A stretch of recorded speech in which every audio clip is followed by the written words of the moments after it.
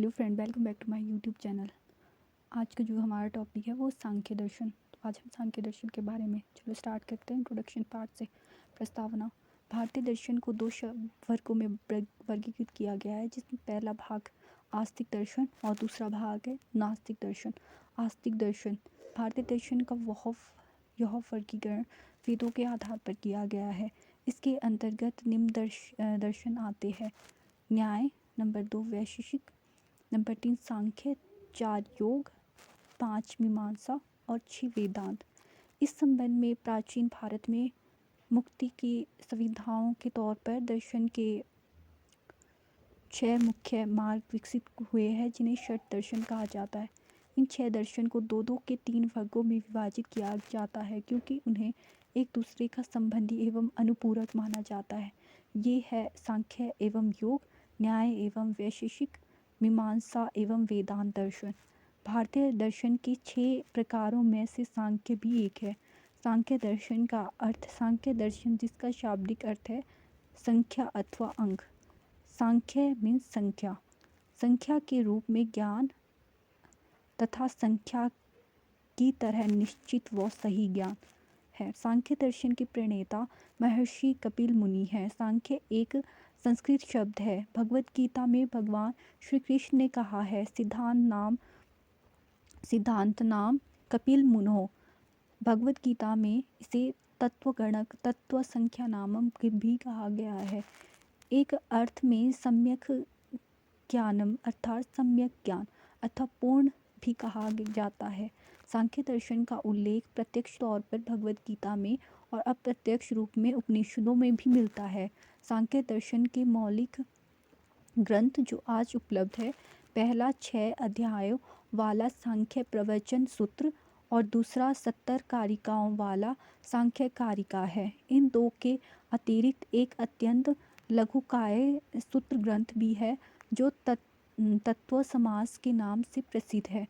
शेष समस्त सांख्य वाण्य इन्हीं तीनों की टीका और उपटीका मात्र है। सांख्य कारिका ईश्वर कृष्ण द्वारा रचित है। सांख्य दर्शन में 6 अध्याय और 451 सूत्र है। अवधारणा। सांख्य दर्शन द्वैतवाद के अनुसार सांख्य दर्शन द्वैतवादी है। इसमें प्रकृति तथा पुरुष दो स्वतंत्र शक्तियों की सत्ता को स्वीकार किया गया है। प्रकृति जड़ तत्व और पुरुष चेतन तत्व। जो प्रकृति है वो सत्य, रज और तम 3 गुण। ये जब प्रकृति और पुरुष का आपस में मिलन होता है तब सृष्टि की रचना होती है। प्रकृति और पुरुष में अंतर। प्रकृति जड़ है तो पुरुष चेतन है। प्रकृति अविद्यात्मक है तो ज्ञान स्वरूप है जो पुरुष है। प्रकृति त्रिगुणात्मक है, त्रिगुणात्मिका है तो पुरुष त्रिगुणातीत है। प्रकृति अगर बंधन का कारक है तो पुरुष मुक्त है। प्रकृति अगर देश और काल में है तो पुरुष देश और काल से परे है। प्रकृति एक है वह भोग्या है, पुरुष अनेक वह भोगता है। त्रिगुणात्मक सिद्धांत। सांख्य दर्शन का एक अत्यंत महत्वपूर्ण सिद्धांत त्रिगुण सिद्धांत है। इसमें मनुष्य के 3 गुणों का वर्णन है, यथा सत्गुण सदाचार, सत्य, विवेक, सौंदर्य और सद्भावना आदि। रजोगुण वासना, हिंसा, स्फूर्ति, उग्रता, क्रियाशीलता इत्यादि। तमस गुण मूर्खता, उदासी, अप्रसन्नता आदि। प्रकृति की अविकसित अवस्था में तीनों गुण समान परिणाम में होते हैं, परंतु जैसे जैसे सृष्टि का विकास होता है तीनों में एक गुण अधिक प्रभावशाली हो जाता है। इन्हीं गुणों के आधार पर ही मनुष्य की व्याख्या करते हैं। सत्य, रज तथा तम को क्रमशः शुक्ल सफ़ेद, रक्त को लाल और कृष्ण को काला वर्ण का कल्पित किया जाता है। तीनों का परस्पर अनन्यो आश्रित संबंध है। तीनों गुण की कल्पना जो है या तुलना है तेल, बाती और दीपक से की गई है, जो परस्पर भिन्न होते हुए भी एक साथ मिलकर प्रकाश उत्पन्न करते हैं। तीनों गुणों में जो प्रबल होता है उसी के अनुसार वस्तु का स्वरूप निर्धारित होता है।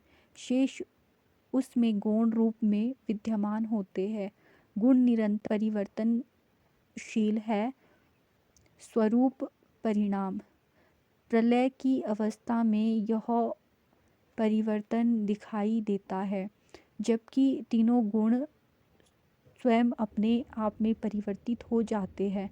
दूसरे शब्दों में सत्व सत्व सत्व में, रज रज में और तम तम में परिणित हो जाता है। इस अवस्था में किसी प्रकार की उत्पत्ति नहीं होती है। इन समय गुणों की सांगम्य अवस्था रहती है। इसी को प्रकृति कहते हैं। विरूप परिणाम। प्रलय के बाद जब कोई एक गुण शक्तिशाली हो जाता है तथा अन्य उसके अधीन हो जाते हैं, तब सृष्टि के विकास का क्रम आरंभ होता है। इसे विरूप परिणाम अथवा परिवर्तन कहा गया है। ऐसा तभी होता है जब प्रकृति पुरुष के संसर्ग में आती है। सांख्य दर्शन के अनुसार कार्य कारणवाद वह सिद्धांत है जो प्रश्न उठाता है कि कार्य एवं कारण में क्या संबंध है। उदाहरणतः घड़ा कार्य है तथा मिट्टी कारण है। सांख्य दर्शन के अनुसार सत्कार्यवाद।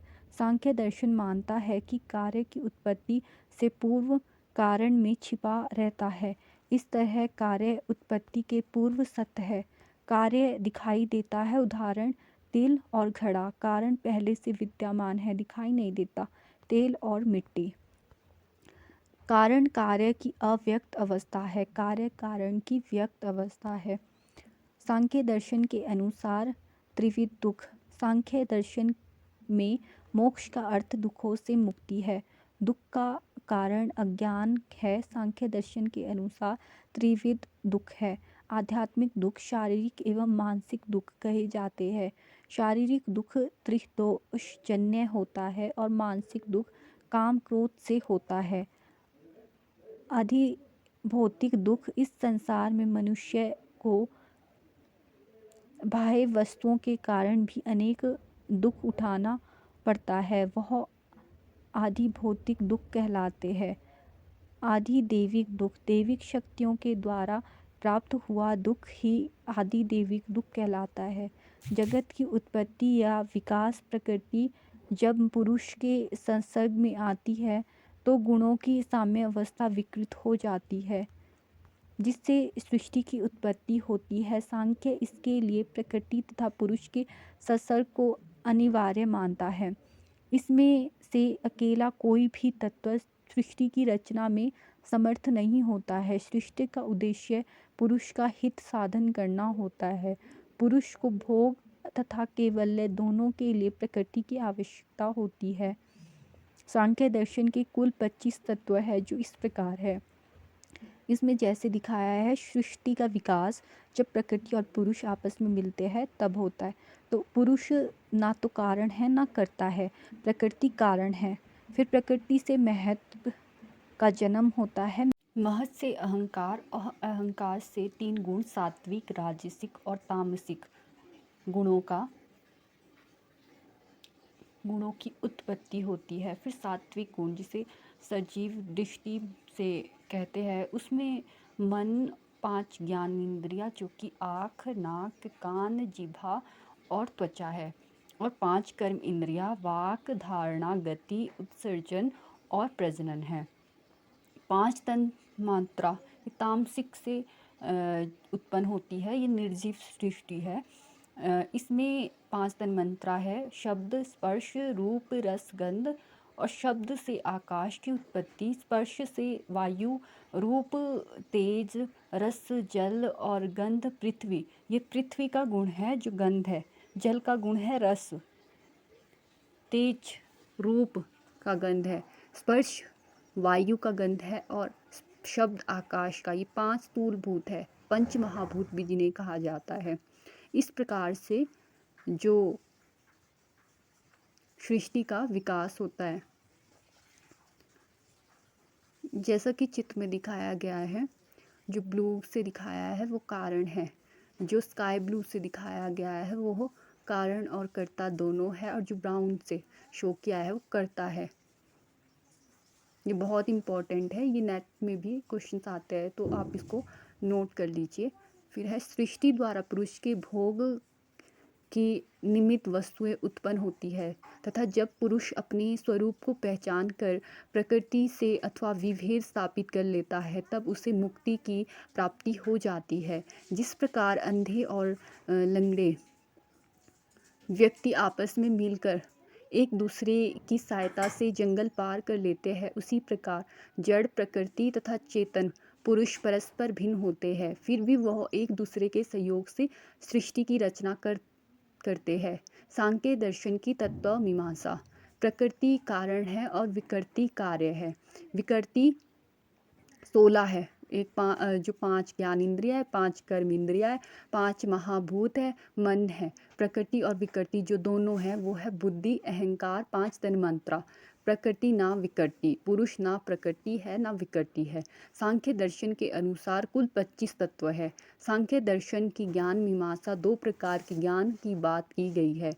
पदार्थ ज्ञान, यथार्थ ज्ञान। इंद्रियों से हम ज्ञान प्राप्त करते हैं, मन व फिर अहंकार में, फिर अहंकार से बुद्धि में और बुद्धि से पुरुष की प्राप्ति होती है। इस प्रकार से हम पुरुष की प्राप्ति करते हैं। या फिर पुरुष से जो है बुद्धि आती है, बुद्धि से अहंकार, अहंकार से मन और मन से ये इंद्रियों तक पहुंचता है। इस प्रकार से भी ज्ञान की प्राप्ति होती है। प्रकृति पुरुष के भेद का ज्ञान विवेक के ज्ञान के द्वारा होता है। सांख्य दर्शन और शिक्षा के उद्देश्य। इसमें 2 प्रकार के उद्देश्य होते हैं। प्राथमिक उद्देश्य मोक्ष की प्राप्ति अथवा मुक्ति की प्राप्ति है। सांख्य दर्शन के अनुसार मुक्ति 2 प्रकार की होती है। देह की मुक्ति, शरीर की जो मुक्ति होती है जब हमारी मृत्यु हो जाती है तो वो शरीर की मुक्ति है। विदेह की मुक्ति, जन्म मरण प्रक्रिया से सदैव के लिए मुक्ति या सूक्ष्म शरीर की मुक्ति को विदेह की मुक्ति कहा जाता है। अन्य उद्देश्य शारीरिक विकास, बौद्धिक विकास, भावात्मक विकास, ज्ञान इंद्रियों का विकास, सत्यम शिवम सुंदरम का अबोध, ये सब जो है इसके उद्देश्य है। निष्कर्ष है उपयुक्त लिखित विवरण से हम कह सकते हैं जो भी हमने अभी तक पढ़ा कि सांख्य दर्शन एक निश्चित व सही ज्ञान है। सांख्य दर्शन में प्रमुख 2 तत्व है, प्रकृति एवं पुरुष, जिसके संसर्ग से सृष्टि की रचना होती है, जिसमें कुल 25 तत्व है जो है प्रकृति, पुरुष, बुद्धि, अहंकार, 5 तन्मात्रा, 5 ज्ञान इंद्रिया, मन, 5 कर्म इंद्रिया, 5 महाभूत है। प्रकृति जड़ वह त्रिगुणात्मिक है और जो पुरुष है वो चेतन है और मुक्त है। सांख्य दर्शन हमें किसी बाहरी प्रभाव के बजाय आत्मज्ञान की ओर ले जाता है और जब पुरुष अपने स्वरूप की पहचान कर प्रकृति से विभेद स्थापित करता है तब मुक्ति को प्राप्त कर लेता है। धन्यवाद। अगर आपको मेरे द्वारा दी गई इन्फॉर्मेशन महत्वपूर्ण लगी तो मेरे चैनल को लाइक, शेयर और सब्सक्राइब कर ले। Thank you.